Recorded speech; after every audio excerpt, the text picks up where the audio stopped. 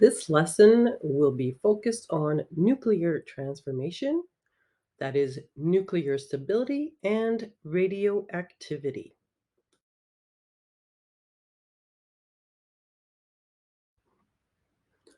As we know, nucleus of atoms are made up of protons and neutrons, which together are called nucleons. Because protons are positively charged, they have this electromagnetic force of repulsion because unlike charges do attract each other, but like charges would repulse each other. That is why neutrons come into play. The quantity of neutrons in comparisons to the atomic number will deem if a nucleus is stable or not. So, in a nutshell, a nucleus is considered stable when the attractive nuclear forces gets balanced by the repulsive electromagnetic forces between protons in the nucleus.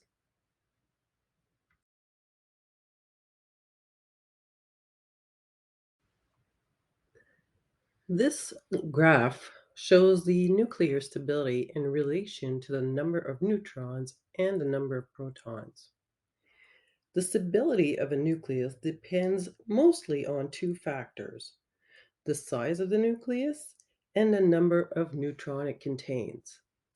From this plot, we can see that the greater the atomic number, referred here as the number of protons, the more neutron we have. But at one point, there is an instability that occurs, and this is around the bismuth element, which has for atomic number 83.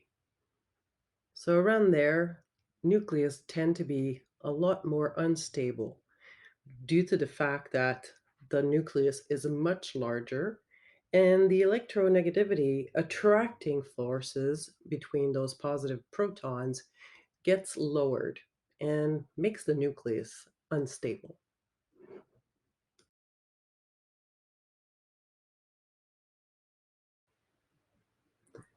Radioactivity is a natural, random, and spontaneous process. What happens is that some unstable nucleus will naturally emit ionizing radiation. Because the nucleus of an unstable atom undergoes spontaneous transformation, which often results in the emission of radiation, we refer to this process as nuclear transformation. Radioactive decay or breakdown is actually the process in which an unstable atomic nucleus loses or gains protons and or neutrons in order to have a more stable nucleus. In a nutshell, an unstable nucleus releases energy to become more stable. A half life is the time required for the quantity of a radioactive material to be reduced to half its time of its original value. Depending on the use of the radioisotope, we can use it for different things.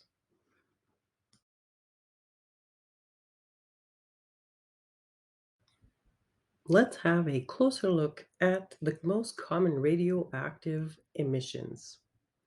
They are also known as radiations. There are three types: the alpha radiation, the beta radiation, or the gamma radiation.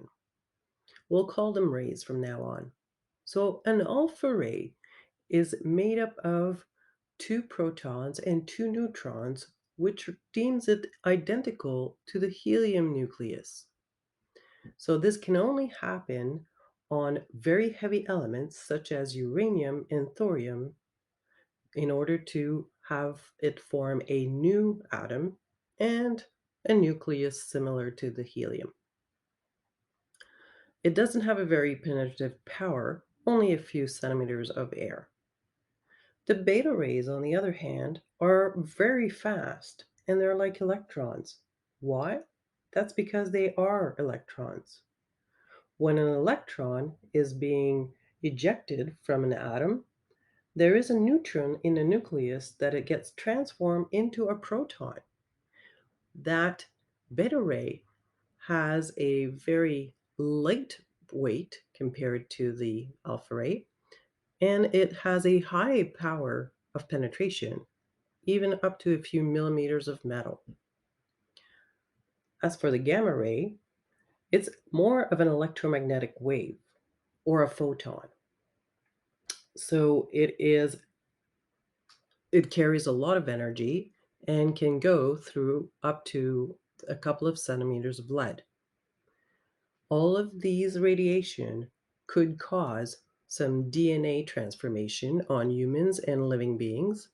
You might recall this from the Incredible Hulk or Dr. Bruce Banner.